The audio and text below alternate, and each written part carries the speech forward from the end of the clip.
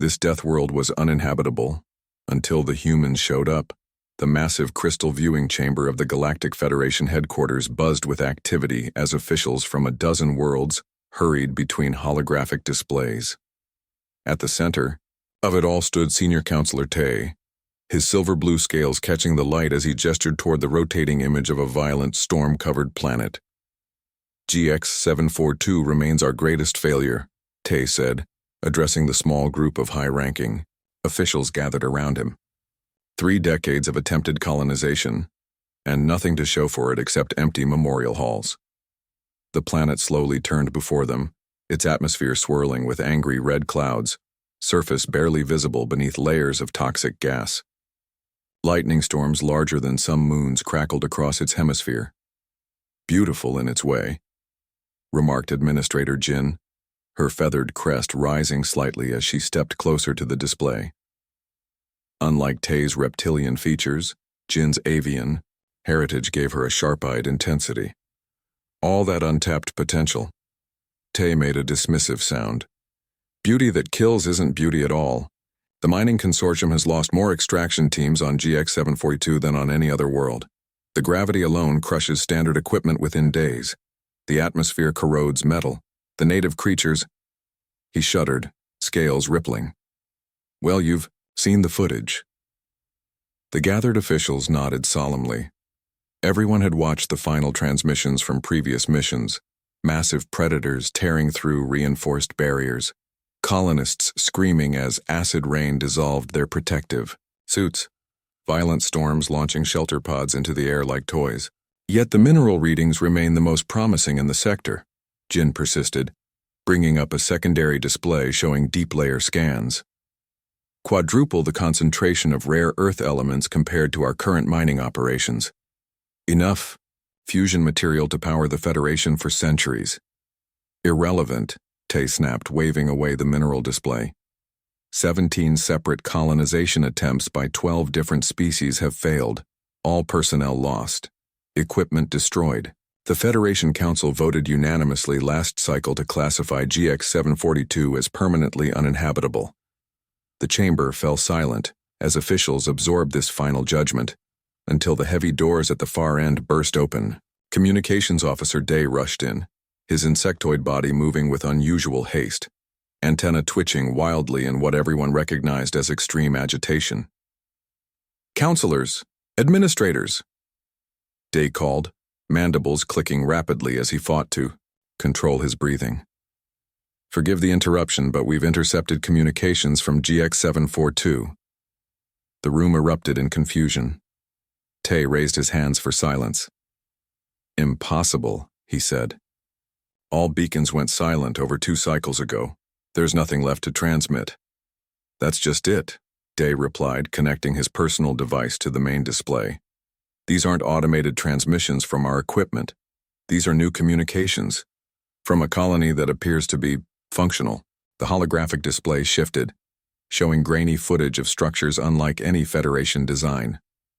Low, dome-shaped buildings clustered around what appeared to be mines and processing facilities. Small figures moved between them, seemingly untroubled by the planet's crushing gravity. Who would attempt colonization without council approval? Tay demanded, leaning forward to study the images. The Arcturian Collective? The Rigelian Empire? Neither, said Day, his compound eyes blinking rapidly in what his species used to express amazement. According to the communications we intercepted, they call themselves humans. A heavy silence fell over the chamber. Humans? Jin finally asked. The bipeds from the spiral arm? But they're practically newcomers to space travel. They haven't even developed proper faster-than-light communication yet. Apparently, Day continued, they established their colony 8 standard months ago. They've already set up mining operations, atmospheric processors, and even begun domesticating some of the smaller native species for labor. Impossible, Tay whispered again, but with less conviction. GX-742's atmosphere would dissolve their lungs. The gravity would crush their fragile bones. The native predators would tear through their primitive defenses. And yet, Jin said softly, pointing to a new section of footage showing humans moving about outside their structures, wearing only lightweight protective gear. There they are. Science Officer Lee pushed forward, her tentacles manipulating the controls to zoom in on the human activities. This contradicts everything we know about their physiological capabilities. According to our first contact assessment, humans evolved on a relatively mild world. Their survivability rating is mid-tier at best. Clearly, Jin replied, our assessment was flawed. Tay turned to his assistant. Prepare my ship. I want a full delegation assembled within the day. He looked back at the display where humans continued their work on a world that had defeated the Federation's best efforts. The Council must see this firsthand. As the officials dispersed to carry out his orders, Tay remained, watching the impossible. Colony with a mixture of disbelief and growing curiosity, 17 attempts by the most advanced civilizations in the galaxy had ended in disaster. Yet somehow these humans, these newcomers to the galactic community, were thriving where all others had failed. What makes them different? He wondered, aloud to the empty chamber. What do they see that we don't? The answer, he suspected, would change everything the Federation thought it knew about the limits of possibility. Xenobiologist Sung carefully checked the seals on her atmospheric suit. One final time. The shuttle had begun its descent toward GX-742, and every member of the research team was on edge. Through the viewport, the planet's surface came into view, a landscape that seemed designed to kill. Jagged mountains rose through swirling toxic clouds. Vast plains crackled with electrical storms. And somewhere down there, impossibly, humans had built a colony. Final approach, announced the pilot, his voice tight with tension. Atmospheric shields at maximum. Brace for turbulence. The shuttle rocked violently as it plunged through the outer atmosphere. Warning lights flashed across the control panel as external sensors registered the caustic compounds eating away at their protective shielding. Sung gripped her restraints, wondering again how any organic life could survive down there without the most advanced technology. Radiation levels exceeding safe parameters, reported Navigator Hoon, her eyes fixed on the instruments. Gravity compensation at maximum. Hull integrity holding, but only just. Through gaps in the churning clouds, Sung caught glimpses of the landscape below. She had expected barren wasteland, but instead saw stretches of modified vegetation surrounding what appeared to be a modest settlement. The humans had somehow planted crops on this killer world. There's the colony, said Senior Counselor Tay, pointing to a cluster of structures that came into view as they descended below the cloud layer. Much larger than the intercepted communications suggested. The settlement was indeed substantial. Dozens of interconnected buildings arranged in concentric circles around what appeared to be a central command center. More surprising was the activity visible even from their altitude. Figures moved about without the bulky protection the research team had assumed would be necessary. They can't possibly be exposed to the atmosphere, muttered Science Officer Lee. Our sensors must be malfunctioning. The shuttle touched down on a designated landing pad with a hard jolt, the craft's compensators struggling against the planet's pull. Through the viewport, several figures approached wearing what appeared to be lightweight protective gear, rather than the fully sealed environmental suits the delegation had expected. Breathable pocket, suggested Tay. They must have created a localized atmospheric bubble, but Sung's instruments showed otherwise. No barrier detected, Counselor. They're walking in GX-742's native atmosphere with only minimal filtration, the E. Delegation exchanged bewildered looks as they performed final checks on their heavy-duty environmental suits, gear that represented the pinnacle of Federation protective technology. Each suit cost more than a small spacecraft and would still only withstand the planet's conditions for approximately 6 hours before requiring decontamination. When the shuttle's hatch finally opened, they stepped carefully onto the landing pad, moving awkwardly in the crushing gravity despite their suits' compensation systems. A small welcoming party waited for them, led by a sturdy human with weather-beaten features who wore only a simple breathing mask and goggles. Welcome to Hope Colony, the human said cheerfully, voice slightly muffled through the mask. I'm Director Park. Sorry about the primitive conditions. We've only been here 8 months and most of our resources go toward the mining operation. Sung stared in disbelief.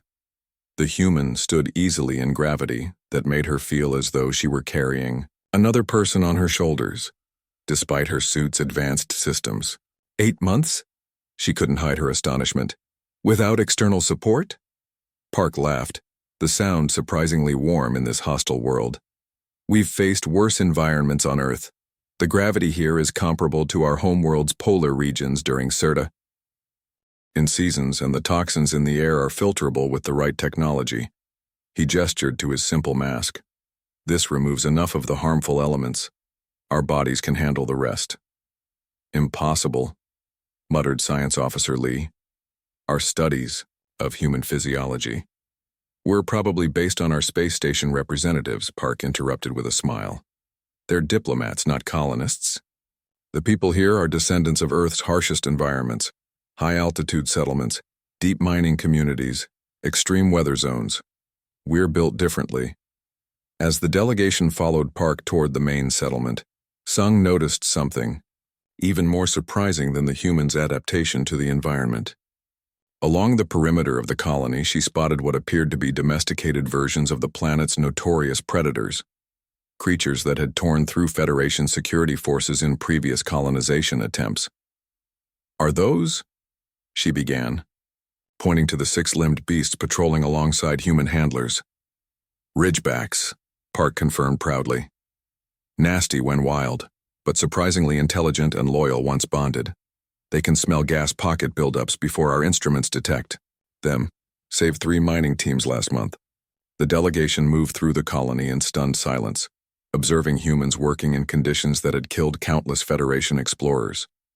Children, actual human children, played in a protected courtyard, their laughter a bizarre counterpoint to the howling toxic winds that periodically battered the settlement's outer walls. Later that evening, after a tour of the mining operations and hydroponics facilities, Sung sat in her temporary quarters, recording observations in her research journal. The words came slowly as she struggled to reconcile what she had witnessed with everything she had previously believed about survivable conditions. The humans don't approach GX-742 as a hostile environment to be conquered, she wrote. They don't fight against its nature or attempt to transform it completely. Instead, they adapt themselves and their methods to work within its constraints. They don't conquer the environment, they become part of it. She paused, considering the implications. The Federation had always approached colonization with overwhelming force and technology, attempting to remake worlds in the image of their home planets. The humans did something different, they changed themselves instead. Perhaps, she concluded her entry, what we have lacked is not technology, but perspective. Outside her window, through swirling toxic clouds, the light of unfamiliar stars briefly appeared. On this world that had defeated the galaxy's most advanced civilizations, human children slept peacefully, dreaming of tomorrow. The first tremor hit during the night shift. Subtle at first, just enough to rattle equipment and send a few unsecured items tumbling from shelves. In the control center, Night Supervisor Juan glanced up from his monitors, exchanging worried looks with his team. Seismic activity at Grid Point 7, reported Technician Ju, her fingers flying across the sensor array. Depth reading.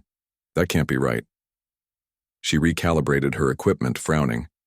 It's showing movement in the deep mantle layer. Way deeper than we've recorded before. Juan leaned over her station, studying the readings. After 6 months of living on GX-742, the colony had grown accustomed to the planet's constant grumbling. Minor quakes happened weekly, but something about these readings felt different. Wake up, Director Park, he decided, and alert the geology team. Before Ju could respond, a second tremor hit, stronger this time, sending coffee mugs crashing to the floor and causing the overhead lights to flicker. Warning systems began blaring throughout the colony. That wasn't a normal shift, Juan said, already moving toward the emergency protocol station. Full alert, now. Within minutes, Director Park arrived at the control center, still pulling on his jacket. The Federation delegation, Science Officer Lee and Commander Sung followed close behind, their alien features tight with concern. Assessment? Park asked without preamble. Something big is happening deep below, reported Chief Geologist Min, pointing to the three-dimensional display of the planet's crust. The pressure readings from the southern mining quadrant are off the charts, and we're detecting massive magma movement. As if to punctuate his words, a third tremor struck, violent enough to throw several people to the ground. Emergency lighting kicked in as the main power fluctuated.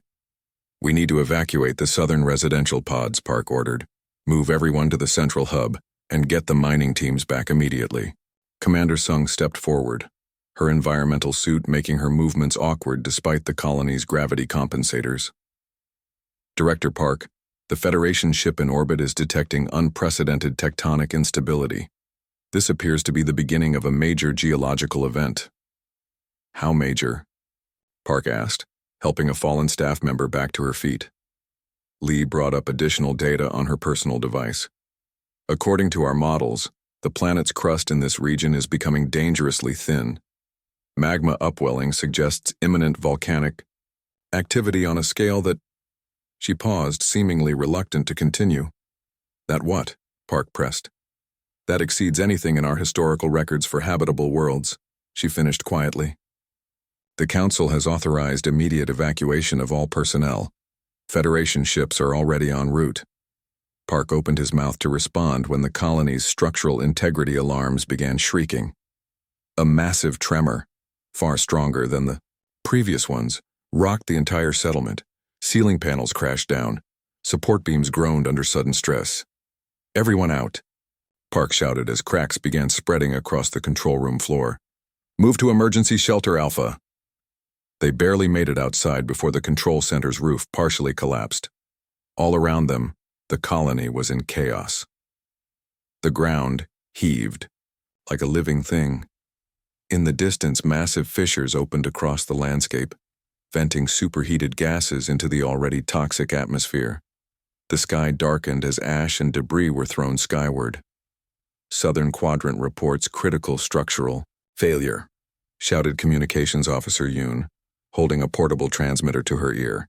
"Residential pods 7 through 12 are compromised. Engineering team is evacuating civilians now." Park nodded grimly, watching as emergency protocols activated throughout the colony. Despite the crisis, he noted with pride how his people responded. Not with panic, but with practiced efficiency. This wasn't their first emergency on this killer world, though it was certainly the most severe. "Director, look!" someone shouted, pointing toward the distant mountains. Everyone turned to see a horrifying sight. The mountain range that had sheltered their colony from the worst of GX 742's storms was splitting apart.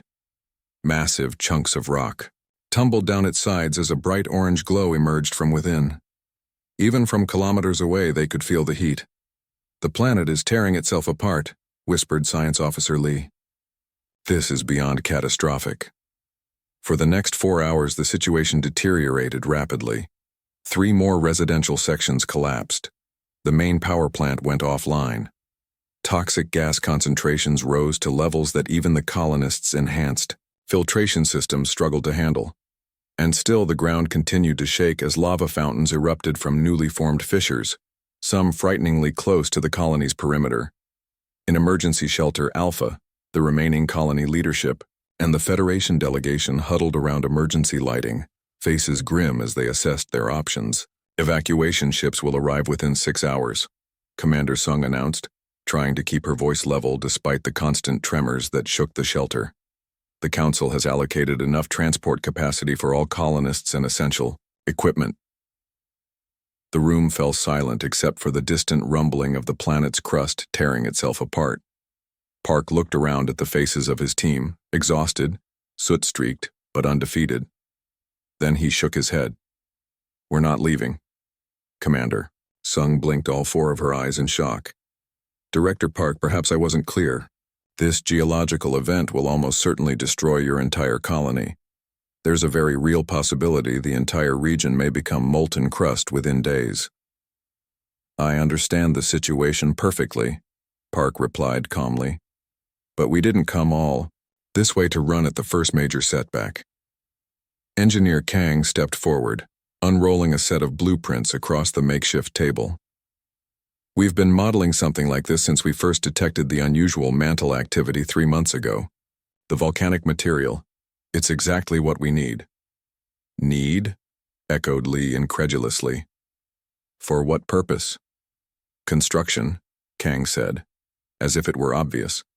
"The volcanic glass, once cooled, is stronger than any material we brought from Earth, and the new gas vents are releasing compounds we can process for fuel and building materials." Park nodded. "Tell the evacuation fleet to bring construction equipment and raw materials instead of empty transport space. We're rebuilding, not retreating." The shelter fell silent as the Federation representatives stared in disbelief. "This is madness," Sung finally said. "The next eruption will provide heat and minerals we can use," interrupted Kang, pointing to specific sections of his designs. "These new shelters will be partially buried, using the planet's own crust as insulation. The lava tubes forming to the east can be converted into ready-made tunnel systems once they cool." Commander Sung looked from the blueprints to the determined faces of the human colonists, trying to comprehend their reaction. Where any reasonable species would see inevitable disaster, these humans somehow saw opportunity. "Your people could have comfortable new lives on a dozen Federation worlds," she said softly. "Why stay and fight when you could simply live?" Park smiled tiredly, gesturing toward a young family huddled in the corner of the shelter. A mother was reading to her children, keeping them calm despite the apocalypse unfolding outside. "That's exactly what we're doing, Commander. Living, not just surviving, actually living, building something that matters, somewhere that matters." He looked back at her, steel in his eyes. "This world tried to kill us when we arrived. It's trying again now, but we adapt. We always adapt." As if to challenge his words, the ground gave another violent heave. Dust rained from the shelter ceiling, but the humans simply brushed it from their shoulders and returned to their planning. Outside, the sky burned orange with volcanic fire, but inside, humanity planned for tomorrow. The great chamber of the Galactic Council had never been so packed. Representatives from over 200 worlds crowded the tiered seating, their varied anatomies creating a living tapestry of the galaxy's diverse life. At the central podium, Professor Wan adjusted his presentation materials, acutely aware of the importance of today's briefing. "Distinguished representatives," he began, his voice amplified throughout the chamber. 2 standard years ago, many of you attended an emergency session regarding the human colony on GX-742 and the catastrophic geological event that threatened to destroy it. Holographic images appeared above the chamber floor, showing the violent eruptions and tectonic shifts that had nearly wiped out Hope Colony. Many council members shifted uncomfortably, remembering the evacuation ships they had sent, ships that had returned nearly empty. "At that time," Wan continued, "this council predicted the colony's imminent failure. Some of you even described the humans' refusal to evacuate as, and I quote, incomprehensible stubbornness in the face of certain doom." A ripple of murmured agreement passed through the assembly. Wan allowed himself a small smile before activating the next series of holograms. "Today I present the current state of what the humans now call New Sol." The chamber fell silent as images of the transformed colony appeared, where there had been hastily constructed outbuildings and temporary shelters. A thriving city now stood. Massive structures of black volcanic glass rose from the once barren plains. Carefully engineered channels directed lava flows to power generation facilities. Vast greenhouse complexes housed adapted Earth vegetation, alongside domesticated native species. "The humans," Wan explained, "have not merely survived GX-742's attempt to destroy them. They have harnessed it. The very forces that threatened their extinction now power their expansion." He gestured to a series of data points hovering beside the images. "Their population has increased by 43%. Mineral extraction has quadrupled, and most significantly, they have established 4 additional colonies on worlds previously classified as uninhabitable." This statement caused an immediate stir. Trade Representative Han rose from her seat, her elongated digits gesturing for recognition. Professor Wan, are you suggesting that humans are now claiming territories on multiple Deathworlds? This could destabilize established territorial agreements throughout the sector. Wan nodded acknowledgement. The humans have indeed established permanent settlements on 4 worlds previously considered uninhabitable by Federation standards. The high-radiation planet Kepler 189d, the extreme pressure world Gliese 667cc, the corrosive atmosphere moon, Titan 9, and the ice world Europa 2. The chamber erupted in concerned discussion. Council Leader Mock raised all 6 hands for silence. These worlds were left unclaimed because they are uninhabitable by any reasonable definition, Mock stated. Is it the position of the Science Directorate that we should recognize human claims to worlds no other species could possibly want, and a gestured to an aide, who distributed data tablets to the council leadership. With respect, honored leaders, that position is already outdated. The technology developed by human colonists on GX742 has opened up 17 previously inaccessible mining worlds to Federation exploitation. 3 major trade houses have already signed agreements with the Human Cooperative for Environmental Adaptation Systems. Trade Representative Han's eyes widened as she scrolled through the data. These production figures, they're unprecedented. The economic impact of accessing these resource-rich worlds could transform our entire industrial base. Precisely, Wan confirmed. The humans don't seek to monopolize these hostile environments. They offer partnership. They adapt the worlds. Enough for our mining operations. We provide them with technologies they haven't yet developed. The arrangement has proven extraordinarily profitable for both sides. From the shadowed upper tier of the chamber, Security Director Jun finally spoke, his seldom-heard voice causing many to turn in surprise. And what happens, he asked quietly, when a species that thrives on deadly worlds decides to expand further? Their population growth is already triple the galactic average. Their resource consumption patterns suggest aggressive industrial development. Their adaptability makes them unpredictable. A tense silence followed his words. Jun rarely addressed the council, and when he did, his security concerns often proved prescient. Their physiological resilience, Jun continued, combined with their technological ingenuity, creates a potential security concern unlike any we've encountered. A species that considers Class 10 death worlds challenging but manageable will not be easily contained if their ambitions ever turn toward conquest. Before Wan could respond, the chamber doors opened to admit a small delegation of humans, led by Ambassador Tay, the former counselor who had resigned his position to serve as Federation liaison to the rapidly expanding human territories. Perhaps, Tay suggested, stepping forward with a confidence that surprised those who remembered his formerly cautious demeanor. The security director's concerns could be addressed directly to our guests. The human delegation approached the Kyo central floor with an ease that belied the chamber's artificial gravity, adjusted to accommodate the widest range of species.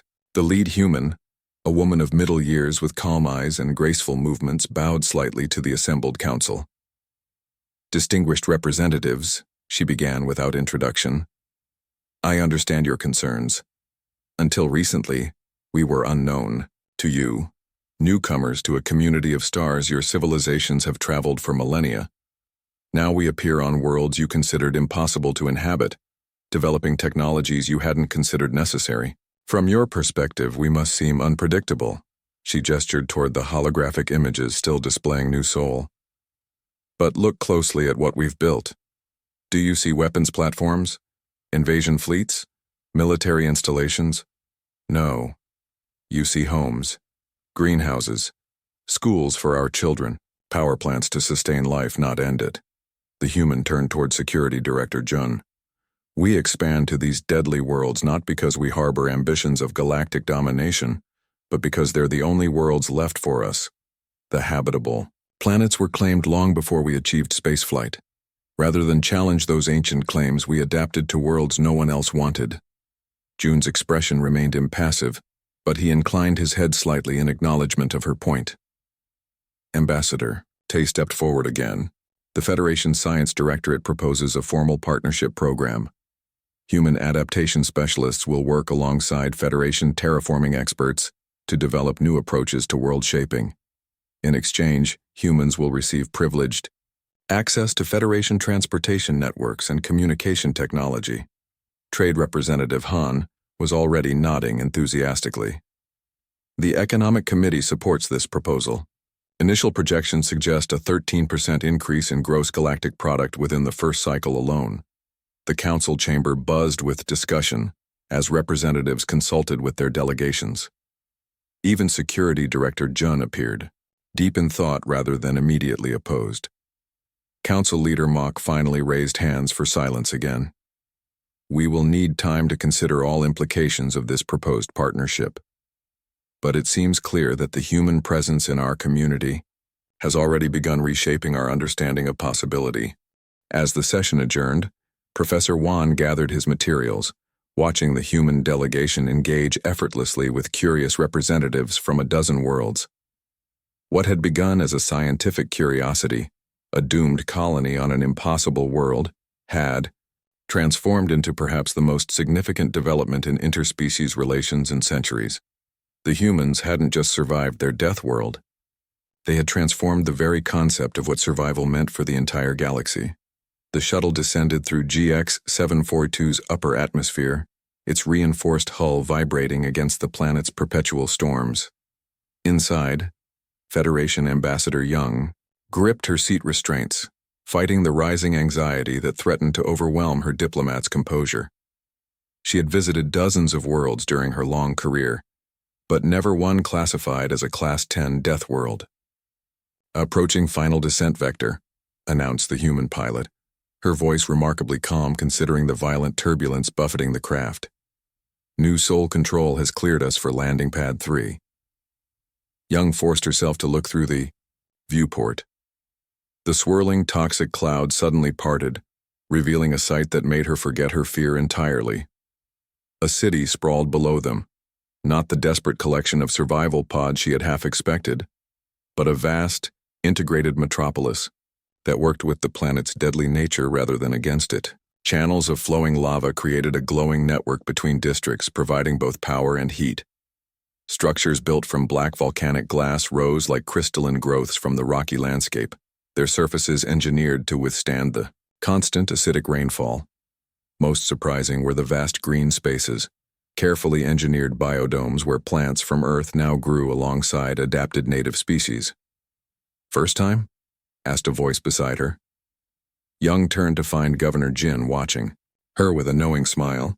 The human woman had traveled with their delegation from the Federation capital, apparently eager to return home after concluding trade negotiations. Is it that obvious? Young asked. Jin laughed. Everyone has the same expression their first time, seeing New Soul from above, a mixture of disbelief and recalibration, the brain struggling to reconcile uninhabitable Deathworld with thriving metropolis. Young nodded, embarrassed but grateful for the understanding. 5 years ago, this planet tried to tear itself apart with the worst geological event recorded in Federation history, and now we're hosting the Galactic Environmental Summit here, Jin finished, the largest gathering of species in this sector's history, on a world once deemed permanently uninhabitable. The shuttle touched down with a gentle bump, a testament to both the pilot's skill and the advanced landing systems. As the engines powered down, Young gathered her thoughts along with her diplomatic materials. This summit would be historic, bringing together representatives from over 300 worlds to learn from humanity's success. Remember, Jin said as they prepared to disembark, many of the delegates will be wearing gravity compensators. Try not to bump into them. The units are calibrated precisely for each species. Young nodded, making a mental note. Despite extensive briefing materials, there were countless cultural and practical considerations when so many different species gathered in one location, especially when that location was a world that would kill most of them without technological assistance. The shuttle's hatch opened, revealing a welcoming committee of both humans and Federation officials. At the center stood Director Park, the legendary founder of New Soul, now well into his 60s but standing straight and proud in the crushing gravity. Young had reviewed his biography extensively, how he had refused evacuation during the Great Cataclysm, how he had led the rebuilding efforts, how his vision had transformed humanity's place in the galactic community. Ambassador Young, Park greeted her, extending a hand in the Federation's formal greeting rather than the human handshake. Welcome to New Soul. I trust your journey was comfortable? As comfortable as possible when traveling to a world that, by all scientific standards, shouldn't support complex life, Young replied with diplomatic honesty. Park laughed, a deep and genuine sound. You'll find we humans have a talent for ignoring scientific standards when they get in the way of living where we please. As they walked from the landing pad toward the summit venue, Young was struck by how comfortably the humans moved. While she and the other non-human delegates relied on personal gravity, compensators calibrated to their homeworlds, the humans strode easily through their adopted environment. Even more remarkable were the children they passed, young humans born on this killer world, playing in parks specially designed to shield them from the worst of the toxic atmosphere while gradually building their tolerance. Our medical team has been studying the children born here, Park explained, noticing her interest. Their lung capacity is 15% greater than Earth-born humans. Their bone density is remarkable, and they process toxins that would hospitalize their parents. Natural selection at work, noted one of the Federation scientists in their group. Park shook his head. Not selection. Adaptation. We don't wait for nature to choose who survives. We choose to change ourselves to ensure everyone survives. The summit venue itself was a marvel of engineering, a massive structure built from local materials, but designed to accommodate visitors from countless worlds. Environmental chambers maintained different atmospheric conditions for species with incompatible needs. Gravity plates in the floors could be adjusted for comfort. Even the lighting changed subtly throughout the facility, shifting to accommodate different visual ranges. As delegates began to gather for the opening ceremony, Young found herself standing next to Counselor Sung, the former xenobiologist who had become the Federation's foremost expert on human adaptation. Remarkable, isn't it?